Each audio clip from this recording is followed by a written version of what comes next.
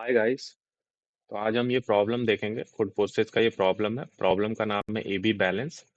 तो प्रॉब्लम का लिंक जो है हम तुम्हें डिस्क्रिप्शन में दे देंगे, तुम वहां से प्रॉब्लम तक पहुंच सकते हो।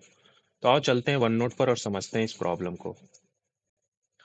तो जो हमारा फ्लो रहता है बताने का, सबसे पहले हम प्रॉब्लम के स्टेटमेंट को क्लियर करेंगे।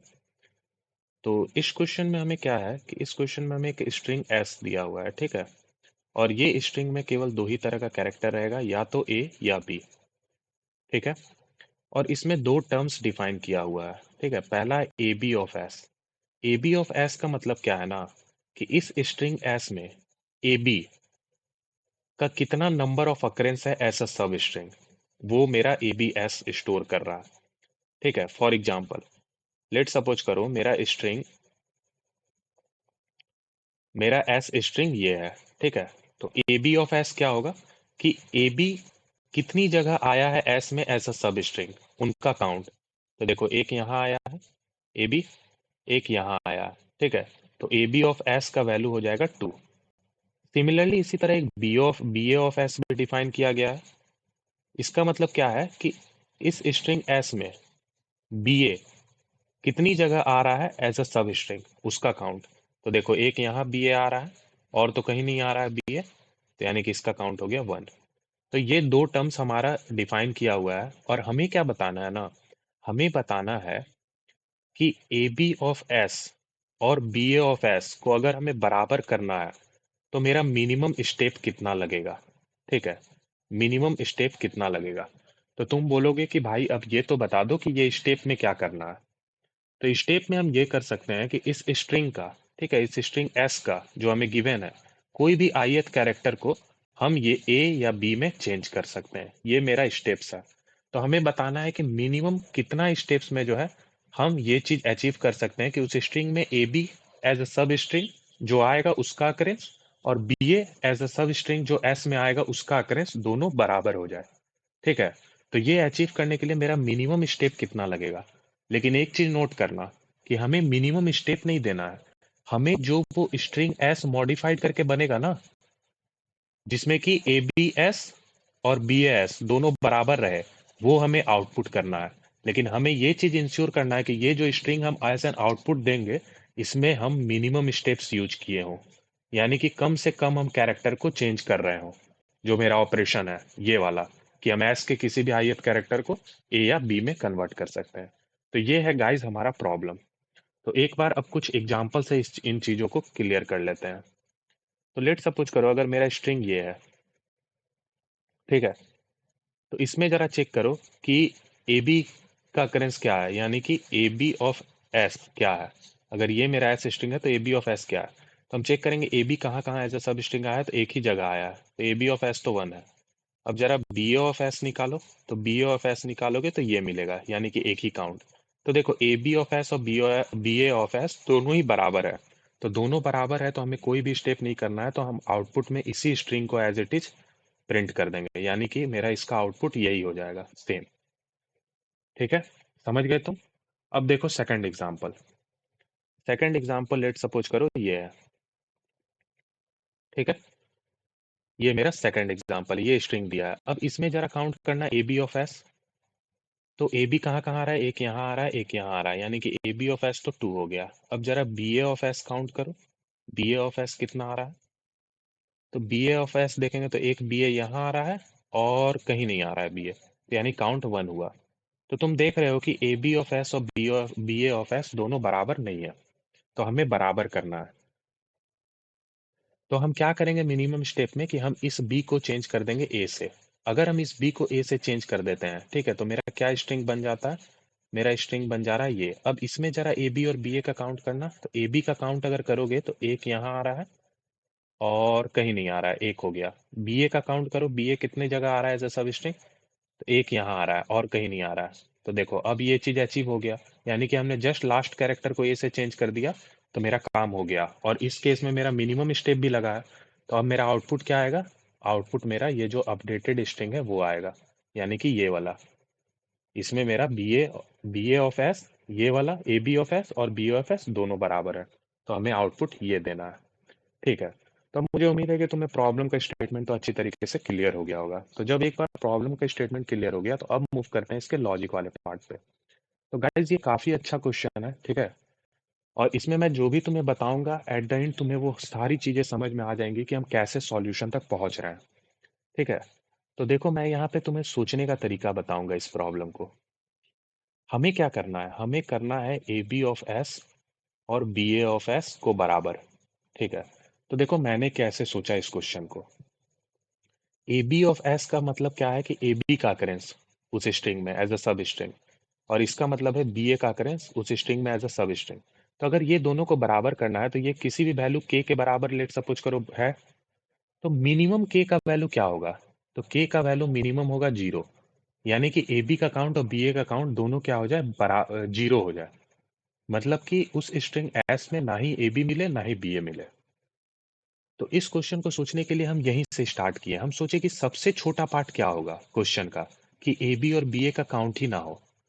तो अगर ए बी और बी ए का काउंट ना हो तो वो स्ट्रिंग कैसा दिखता होगा, तो वो स्ट्रिंग कुछ ऐसा दिखता होगा कि उसमें या तो खाली ए ही प्रेजेंट हो, ठीक है, खाली ए ही प्रेजेंट रहे, या फिर खाली बी ही प्रेजेंट रहे। अब ये बी का अकरेंस कुछ भी हो सकता है और ए का भी अकरेंस कुछ भी हो सकता है। यही इकलौता इस तरह का स्ट्रिंग है जिसमें कि क्या होगा कि ए बी का count, A B of S और बी ए ऑफ एस दोनों ही क्या होगा, दोनों ही मेरा 0 होगा।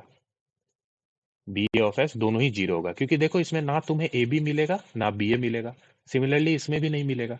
यानी कि जो सेम तरह के कैरेक्टर से जो स्ट्रिंग बना रहेगा ना, उसमें मेरा बी ए और ए बी दोनों का काउंट 0 रहेगा। तो समझो कैसे हमने क्वेश्चन को सोचना चालू किया। हमें शुरू में कुछ नहीं समझ में आ रहा था कि हम कैसे सॉल्व करेंगे। तो मैंने क्या किया, मैंने एकदम छोटा केस सोचा कि भाई वैसा कौन सा स्ट्रिंग है जिसमें कि ए बी और बी ए प्रेजेंट ही ना हो, यानी कि उनका काउंट ही 0 हो। सबसे छोटा पार्ट तो वही है कि के का वैल्यू ही 0 हो जाए, कोई अकरेंस ही ना आए। तो उस तरह का कौन सा स्ट्रिंग है, तो उस तरह का स्ट्रिंग मुझे पता चला यही दो तरह के स्ट्रिंग है, जिसमें एक केवल ए ही कैरेक्टर हो जितना भी बार हो, और केवल बी ही कैरेक्टर हो जितना ही बार हो, ठीक है। तो हमें क्या मिला, हमें यहाँ से एक चीज समझ में आया। देखना है हम कैसे सॉल्यूशन तक पहुंचेंगे, मेन इंपॉर्टेंट ये है कि हम सॉल्यूशन तक कैसे पहुंच रहे हैं। तो हमें ये समझ में आया कि एक इस तरह का स्ट्रिंग जिसमें केवल ए आ रहा है, ठीक है, या फिर दूसरा इसी तरह का स्ट्रिंग जिसमें कि बी कैरेक्टर आ रहा है। ये वाला वो केस है जिसमें कि क्या है, ए बी और बी ए दोनों का अकरेंस मेरा 0 है, ठीक है। अब जरा सा और आगे बढ़ते हैं। इसमें तो कुछ खासा हमको समझ में नहीं आया, ये जस्ट हम अभी टेस्ट केस लिख के देखे तो हमको दिखा हाँ ठीक है कुछ ऐसा पैटर्न है, ठीक है। अब थोड़ा दूसरा केस देखते हैं, ठीक है। दूसरा केस क्या है कि ए बी जो स्ट्रिंग एस में आ रहा है और जो बी ए जो स्ट्रिंग एस में आ रहा है, ठीक है, इनका काउंट लेट सपोज करो 1 है। अभी हमने 0 के लिए चेक किया, अब एक और थोड़ा सा बढ़ाते हैं, 1 के लिए चेक करते हैं।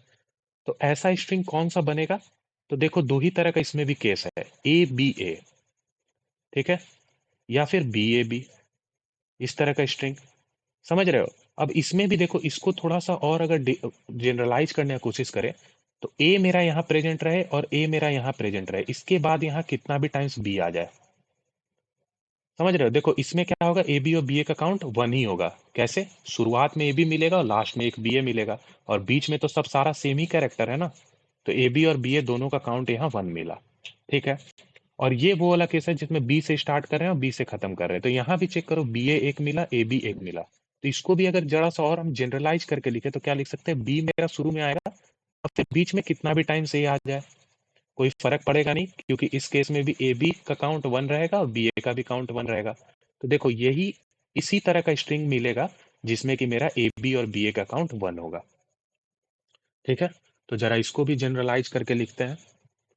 इसको भी जनरलाइज करके लिखेंगे तो पता चलेगा ए बी कितना भी टाइम्स आ जाए, ठीक है, और लास्ट में भी ए रहे, और फिर बी से स्टार्ट करे और ए कितना भी टाइम्स आ जाए, और लास्ट में भी मेरा क्या रहे, लास्ट में बी रहे, ठीक है।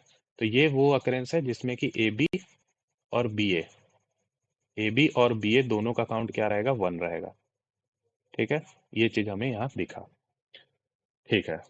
तो ये चीजें तो हमें समझ में आ रही हैं, और ये सबसे छोटा केस बना हुआ है, ठीक है। ये सबसे छोटा केस बना हुआ है।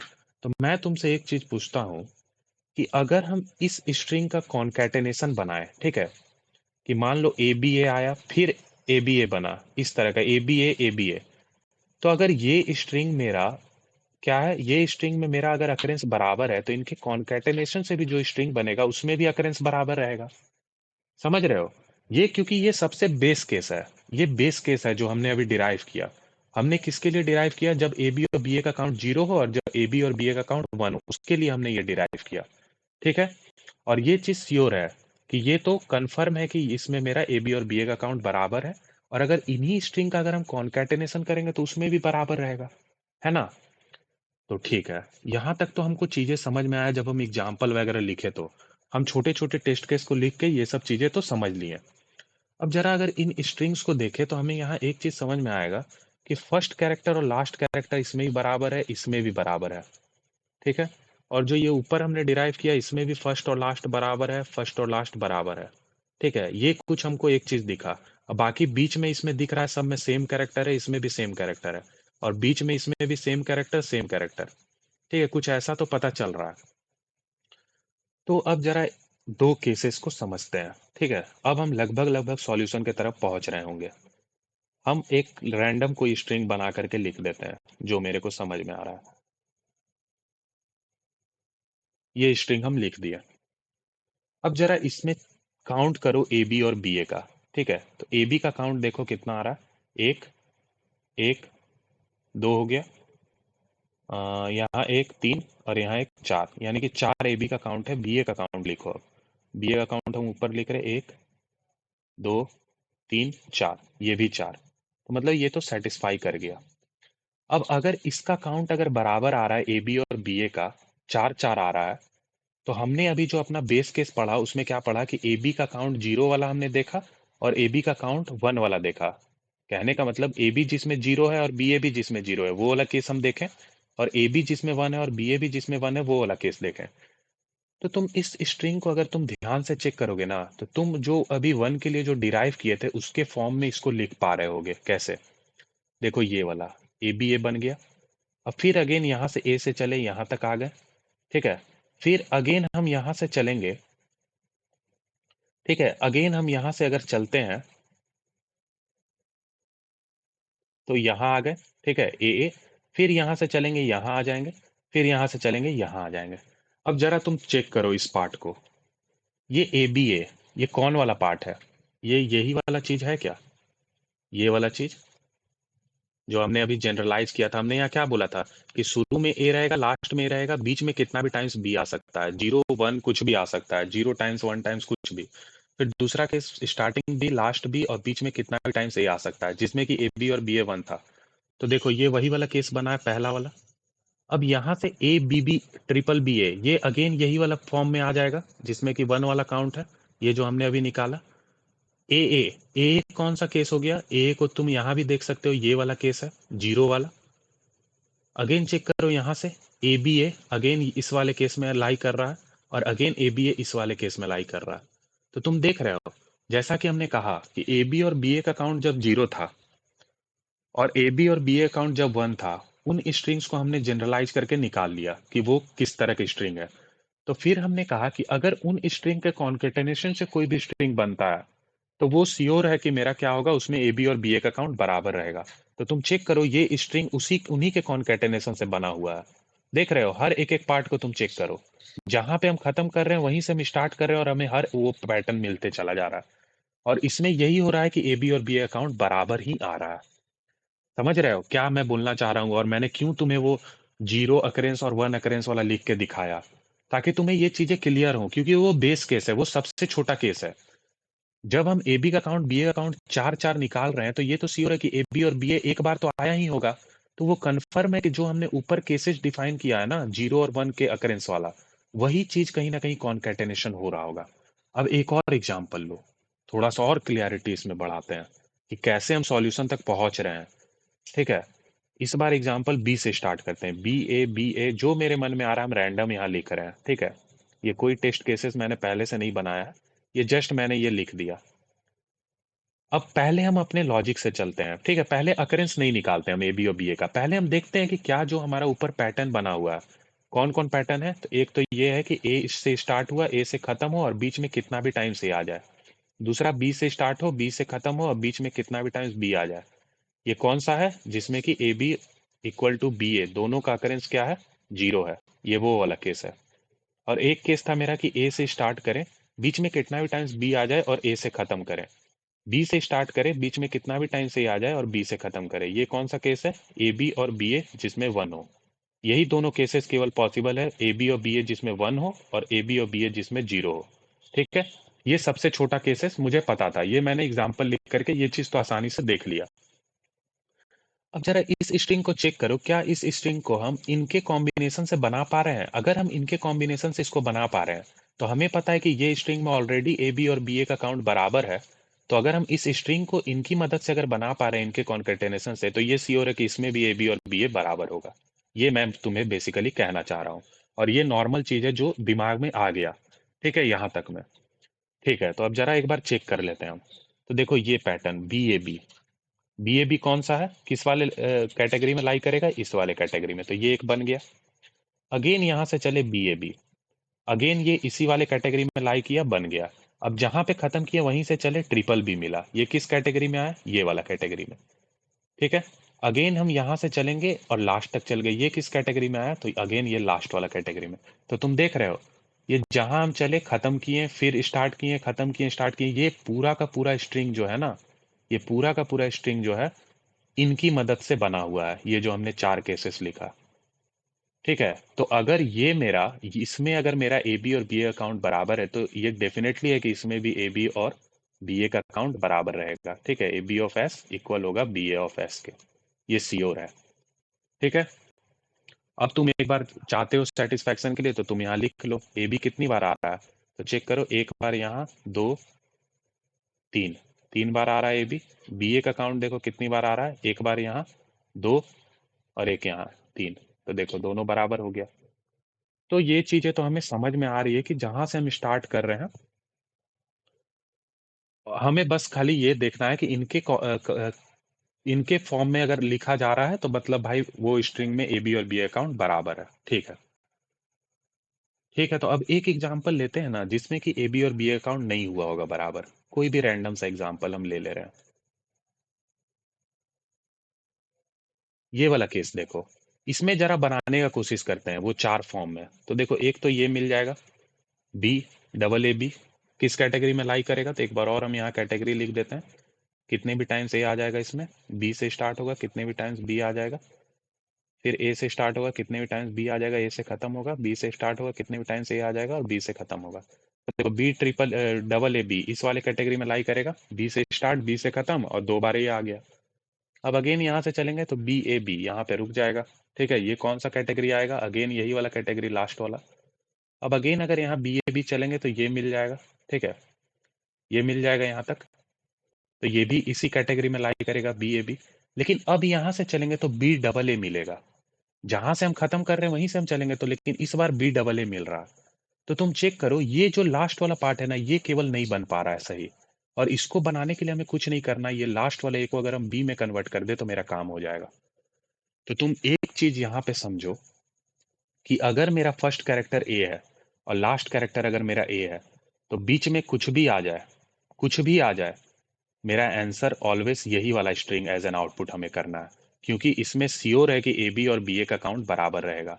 और ये चीज कैसे हुआ, तो ये मैंने तुम्हें अभी ऊपर एग्जाम्पल में भी दिखाया कि जब मेरा ये फर्स्ट कैरेक्टर लास्ट कैरेक्टर बराबर हो रहा है और बीच में हम कुछ भी डाल रहे हैं, तो वो डेफिनेटली इन चारों फॉर्म में बन जा रहा है, इन चारों फॉर्म के कॉन्केटेनेशन से ही बन रहा है।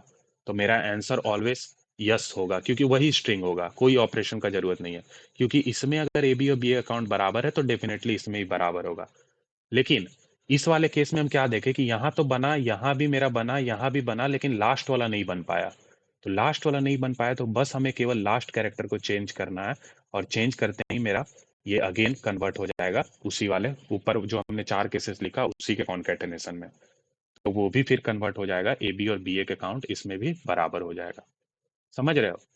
तो मतलब अब इस क्वेश्चन में इतने पैटर्न्स को देखने के बाद, जब मैंने इतने पैटर्न्स को लिखा तो मुझे एक चीज क्लियर हो गया कि केवल फर्स्ट कैरेक्टर और लास्ट कैरेक्टर ही मैटर करता है, बीच में कुछ भी रहे, कुछ भी रहे कोई फर्क नहीं पड़ेगा। क्यों, क्योंकि इस वाले स्ट्रिंग को हम यहाँ से स्टार्ट कर रहे हैं, यहाँ से खत्म कर रहे हैं, तो इसमें पक्का है कि वो जो 4 केसेस हमने बताया ना, कितने भी टाइम्स ए आ जाए, बी से स्टार्ट हो, बी से खत्म हो, कितने भी टाइम्स बीच में बी आ जाए, और ये वाला केस, ठीक है, और बी से स्टार्ट हो, ए कितने भी टाइम्स आ जाए, बी आ जाए, इन्हीं के कॉम्बिनेशन से ये लिखा जा रहा है। ये एग्जाम्पल से मैंने चेक कर लिया।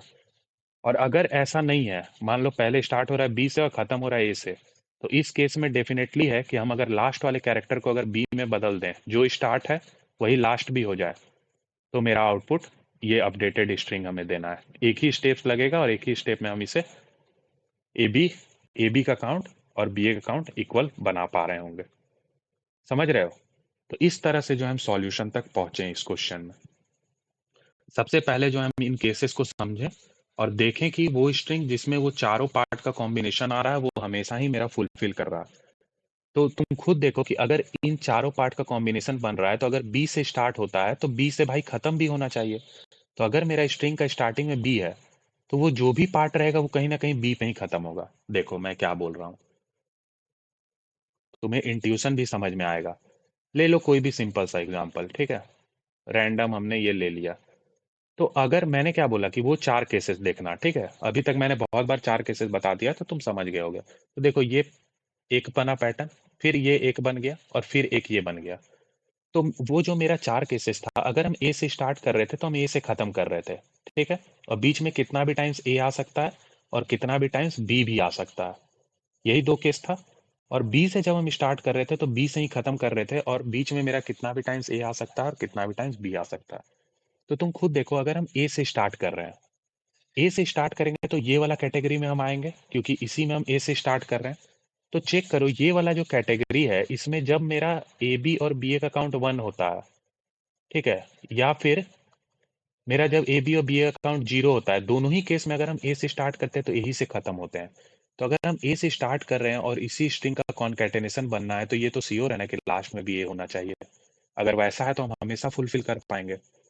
तो वही चीज हुआ यहाँ कि ए बी ए एक तो यहाँ मिल गया, फिर ए से खत्म किए तो फिर यहाँ मिल गया, फिर यहाँ से यहाँ मिल गया। समझ रहे हो? ये जो बेस केस है उसी पे पूरा का पूरा आंसर था, क्योंकि दोनों ही केसेस जो हमारा बना उसमें अगर हम जिससे स्टार्ट कर रहे हैं हमें उसी से खत्म करना होगा, तभी मेरा इनका कॉन्कैटेनेशन बन पाएगा। और अगर बी से स्टार्ट करते तो बी से ही खत्म होना चाहिए, तभी कॉन्कैटेनेशन बन पाएगा। तो यही मेन लॉजिक था, यहीं से मुझे समझ में आया कि अच्छा ये केसेस बन रहा है इसमें, कि जिससे हम स्टार्ट कर रहे हैं उसी से खत्म कर रहे हैं। ठीक है, तो इस तरह से मैं इस सॉल्यूशन तक पहुंचा। ठीक है, तो मुझे उम्मीद है मैंने काफ़ी अपने अच्छे तरीके से तुम्हें समझाने का कोशिश किया, इंट्यूशन भी बताया कि कैसे हमें लॉजिक तक पहुंचना है। और गाइस बहुत जनरली ही तुम्हें इस तरह का एक्सप्लेनेशन देखने को मिलेगा। तो अब एक बार मैं इसे कोड भी कर देता हूँ, मतलब कोड का लॉजिक भी यहाँ लिख देता हूँ। तो जस्ट हमें चेक करना है कि अगर S of zero first character अगर लास्ट वाला के बराबर है, ठीक है, अगर लास्ट वाला के बराबर है तब तो हमें डायरेक्ट वही स्ट्रिंग आउटपुट कर देना है क्योंकि वही मेरा आंसर है। लेकिन अगर ऐसा नहीं है, ऐसा नहीं है, तो हम क्या करेंगे, लास्ट वाले कैरेक्टर को चेंज कर देंगे फर्स्ट वाले से, यानी कि लास्ट वाले कैरेक्टर में जीरो इंडेक्स वाला डाल देंगे और फिर आउटपुट कर देंगे स्ट्रिंग को। ठीक है, जो भी है सी आउट कर देंगे स्ट्रिंग को। ये केस, बस इतना ही कोड है। मेन इसका लॉजिक सोचने वाला पार्ट था, तो लॉजिक तुम्हें पहले एकदम बेसिक से स्टार्ट करना होगा, काउंट जीरो काउंट वन को सोचना होगा, फिर तुम्हें धीरे धीरे बढ़ाना होगा और चेक करना होगा, और ये चीज सोचना होगा कि अगर जीरो काउंट और वन काउंट वाला पता है तो कोई भी स्ट्रिंग जो उनके कॉन्कैटेनेशन से बनेगा उसमें भी ए बी और बी ए का काउंट बराबर रहेगा। तो वहां से हमने लॉजिक को सोचने का कोशिश किया। फिर हमने देखा कि ए से स्टार्ट हो रहा है तो यही से खत्म हो रहा है, और बी से स्टार्ट होता है तो बी ही से खत्म होता है। तो जो भी स्ट्रिंग का कॉन्कैटेनेशन मिलेगा उसमें फर्स्ट और लास्ट बराबर होना चाहिए, तभी काम बनेगा। और अगर नहीं है बराबर तो लास्ट को बराबर करो या फर्स्ट को उसके लास्ट वाले के बराबर करो, कुछ भी करो, तभी मेरा आंसर आएगा। तो इस तरह से जो है हम सॉल्यूशन तक पहुंचे। तो आओ इसे कोड कर देते हैं। तो कोड में तो कुछ है ही नहीं, स्ट्रिंग एस इनपुट हमने ले लिया। अब एन में जो है हम स्ट्रिंग का साइज रख लेते हैं। ठीक है, और चेक कर लो कि अगर एस ऑफ जीरो बराबर है S of N minus one के, तब तो सी आउट कर दो तुम उसी स्ट्रिंग को। और अगर ऐसा नहीं है, ऐसा नहीं है, तो S of N minus one में, यानी कि लास्ट कैरेक्टर में तुम फर्स्ट कैरेक्टर को डाल दो और तब कर दो सी आउट। हो गया, इतना ही कोड है। अब देख लेते हैं एक बार इसे रन करके।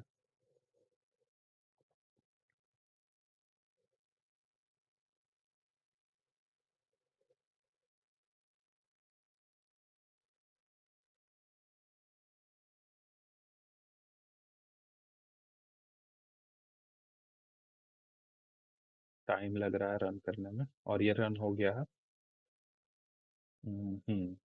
अच्छा, ये एरर आता है गाइस, एक बार और रन कर लेते हैं, इस बार ये सही देगा। ठीक है, तो हमारा आउटपुट जो है मैच नहीं कर रहा है, तो कोई बात नहीं गाइस, क्योंकि क्वेश्चन में खुद ही कह रखा है, तुम देख सकते हो कि if there are multiple answer print any one of them. ठीक है, एनी ऑफ देम। तो हम सबमिट करते हैं, हम डायरेक्ट चेक करते हैं कि हमारा लॉजिक सारे टेस्ट को पास कर रहा है कि नहीं। तो इसी कोड को हमने यहाँ कॉपी किया है और यहाँ सबमिट हम करके देखते हैं। जब मल्टीपल सॉल्यूशन एग्जिस्ट कर रहा है तो हमारा भी सॉल्यूशन सही है गाइस। ठीक है, तो ये हमने टेस्ट किया है और सबमिट किए हैं। जरा रिफ्रेश करते हैं इसे।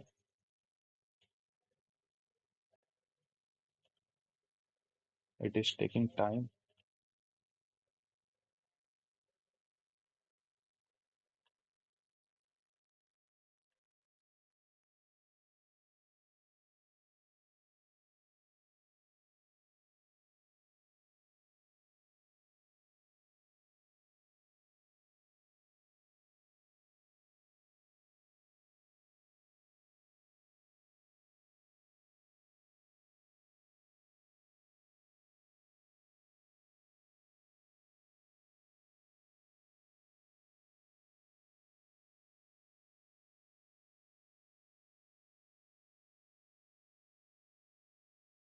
तो गाइस आज ये काफी ज्यादा टाइम लग रहा है, ये क्यू में ही है अभी तक। तो मैंने ये कोड तुम्हें दिखा दिया है, तुम सबमिट करके खुद के लॉजिक को लिख करके सबमिट करके चेक कर सकते हो। ठीक है ना। सो मैं इसे अभी रिफ्रेश कर रहा हूँ, बट ये काफी टाइम ले रहा है। ठीक है, तो हम यहीं पे ख़त्म करते हैं। हमने तुम्हें कोड तो करके दिखाई दिया है, और ये गाइस 100% ये सॉल्यूशन सही होगा, तो तुम उसकी टेंशन ना लो। ठीक है, तो ये कोड तुम खुद भी करके चेक कर सकते हो और सबमिट करके देख सकते हो। अगर कुछ इशू हुआ तो तुम कमेंट कर देना, ठीक है। और गाइस अगर एक्सप्लेनेशन अच्छा लगे, कुछ डाउट वगैरह रहे, तो तुम कमेंट करो, और अगर अच्छा लगे तो लाइक करो, शेयर करो, सब्सक्राइब करो। तो जल्दी से इसका टाइम कॉम्प्लेक्सिटी और स्पेस कॉम्प्लेक्सिटी भी देख लेते हैं। तो स्ट्रिंग हमने एन साइज का यहाँ लिया एज एन इनपुट, तो स्पेस कॉम्प्लेक्सिटी तो एन हो गया। टाइम कॉम्प्लेक्सिटी देखोगे तो केवल इफ एल्स लगा रखा है, तो टाइम कॉम्प्लेक्सिटी तो इसका कांस्टेंट है। तो स्पेस कॉम्प्लेक्सिटी मेरा स्ट्रिंग का साइज हो जाएगा, टाइम कॉम्प्लेक्सिटी मेरा कांस्टेंट रहेगा फॉर ईच टेस्ट केसेस।